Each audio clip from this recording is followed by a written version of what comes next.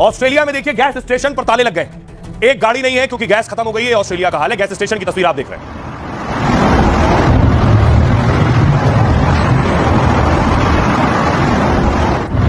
अब आइए आपको दुनिया का हाल मैं बताऊं। सबसे पहले अपने पड़ोसियों से शुरुआत करूं, पाकिस्तान से।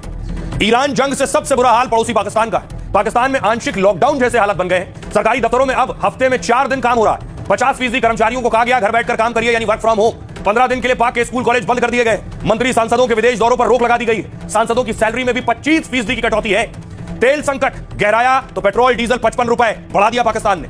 सरकारी विभागों को मिलने वाले ईंधन में 50% की कटौती कर दी। पाकिस्तान में आटा चावल जैसी हर चीज महंगी हो गई। दूर मत जाइए, एक और पड़ोसी है श्रीलंका। श्रीलंका में आंशिक लॉकडाउन जैसे हालात हैं। यहां भी सरकारी ऑफिस 4 दिन काम हो रहा है। स्कूल कॉलेज दफ्तर में बुधवार को छुट्टी घोषित है। श्रीलंका में बाकायदा QR कोड यानी खास पास से ही तेल मिल रहा है। निजी गाड़ियों को 15 लीटर से ज्यादा तेल नहीं दिया जा रहा। सरकारी गाड़ियों के लिए भी तेल की सीमा तय की गई है। दूसरा पड़ोसी बांग्लादेश। सभी कॉलेज, यूनिवर्सिटी और कोचिंग सेंटर बंद कर दिए गए। बांग्लादेश में ऑनलाइन कक्षाएं शुरू कर दी गई। लोड कम करने के लिए बिजली कंपनी 5 घंटे कटौती कर रही। गैस की कमी से 5 से 4 सरकारी उर्वरक प्लांट बंद हो गए। एक और पड़ोसी भूटान। भूटान में लॉकडाउन जैसे हालात बने।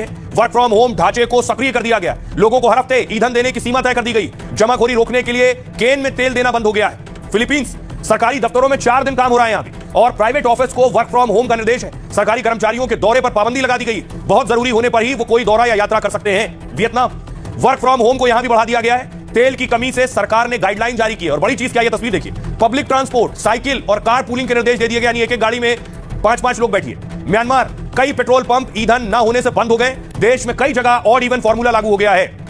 ये दुनिया के देशों का हाल है। हिंदुस्तान का हाल भी आपको बताऊंगा। सुनिए जरा पहले पाकिस्तान के लोग क्या कहते हैं। आज 200 रुपए जी पाकिस्तान के अंदर पेट्रोल महंगा कर। हाई ऑक्टेन फ्यूल है, उस पर लगी 100 रुपए से बढ़ाकर 300 रुपए फी लीटर कर दिया। 300 रुपए फी लीटर टैक्स 1 लीटर पेट्रोल पर। तकरीबन आधे से भी ज्यादा उसकी कीमत में इजाफा किया गया। 535 रुपए अब इसकी नई कीमत हो गई है। 535 रुपए। अब वो कहते हैं कि दिल पर पत्थर रखकर जो है हम ये फैसला लेते हैं, तो आप दिल के ऊपर आपने बुर्ज खलीफा रख दिया होगा, जिसके बाद आप ये फैसला ले रहे हैं। बहुत ही अफसोसनाक है। गुलाम मुल्क है, गुलाम मुल्क में रह रहे हैं। हमें नहीं चाहिए इस तरीके से पाकिस्तान। हम गुलाम नहीं रहना चाहते। आटे के बारे में सोचना चाहिए। गरीब रोटी नहीं खा के सो रहा। रोटी खाने के लिए नहीं है। पाकिस्तान के हुक्मरानों ने इस कौम की हड्डियां भी चबा ली। पेट्रोल महंगा होने से अब हर चीज महंगी हो जाएगी। इन लोगों को ना मरना भूल गया। जितने भी हुक्मरान अगर पेट्रोल पंप पे खाली होगी तो भूखे मर रहे हैं। हर चीज महंगी हो रही है इधर। मुझे कहीं से कोई वसीला नजर आएगा तो मैं तो ये मुल्क छोड़ के भागूं। अगर गरीब आदमी है, तंग आकर तो खुद किसी भी तो नहीं कर सकते। इसको सीखे रखे अपने बताएं, आइंदा काम आएगा। ये टूल रोशनी देने के लिए ये चिराग जो है वो इस्तेमाल हो रहा है और आइंदा आने वाले वक्तों में भी ये बहुत करामत होगा। देखिए, ये सारे पक्षात आप बिल्कुल दुरुस्त फरमा रहे हैं कि हमारे इर्द गिर्द मंडला रहे हैं, मगर जाहिर है कि इसके लिए तो कोई बंदोबस्त है ही नहीं। हुकूमत पाकिस्तान के पास इस वक्त 85,500 गाड़ियां हैं और इन गाड़ियों में सालाना 114 अरब रुपए का पेट्रोल और डीजल डाला जाता है,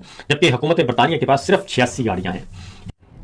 देखिए दुनिया के हालात आपने देख लिए। और ये हालात कब है, जब जंग चल रही है। ईरान ने 78वें चरण की मिसाइलें दाग दी हैं। ये देखिए, फेज वाइज मिसाइल दाग रहा है। अभी 78वां फेज है जो मिसाइल दागी।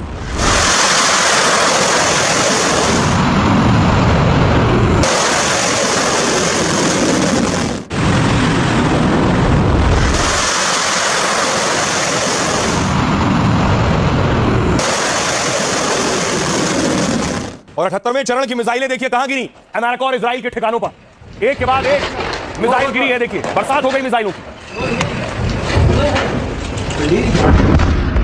इराक की तस्वीरें मैं आपको दिखा रहा हूं। इराक में जो अमेरिकी ठिकाने,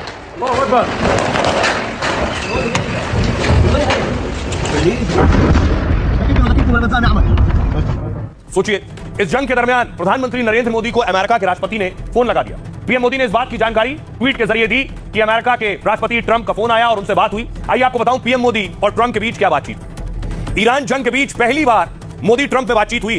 दोनों वर्ल्ड लीडर के बीच फोन पर लंबी बातचीत हुई। मोदी ट्रंप की बात क्या ईरान से जंग थमने का संकेत है? क्या तनाव खत्म करने के लिए ट्रंप मोदी की मदद चाहते हैं? बहुत से सवाल उठ रहे हैं, क्योंकि जंग के बीच भारत ने कूटनीतिक सूझबूझ दिखाई है। युद्ध के बीच भारत के जहाज अमेरिका और रूस से भी आए हैं, तो हॉर्मुज रूट से भी तेल और गैस लेकर भारत के कई जहाज आए, क्योंकि मोदी खाड़ी देशों और ईरान के साथ भी लगातार संपर्क में है। मोदी की ईरान के राष्ट्रपति और विदेश मंत्री तक से बात हुई। तो क्या ट्रंप चाहते हैं कि मोदी ईरान से जंग खत्म करने में दखल दें? मोदी ने बताया कि उन्हें खुद अमेरिकी राष्ट्रपति ने फोन किया और हमने जंग के हालात पर विस्तार से बात की, कैसे जंग की वजह से ग्लोबल पावर और तेल सप्लाई पर असर पड़ा है। मोदी ने कहा भारत मिडिल ईस्ट में शांति का समर्थन करता है, मतलब वो बातचीत के जरिए जंग खत्म करने के पक्ष में है। कहा शांति स्थिरता के लिए भारत अमेरिका सहमत है। हम दोनों ये मानते हैं कि हॉर्मुज स्ट्रेट खोला जाना चाहिए। सुनिए जरा, पूर्व राजनयिक अशोक सज्जनर साहब बता रहे हैं कि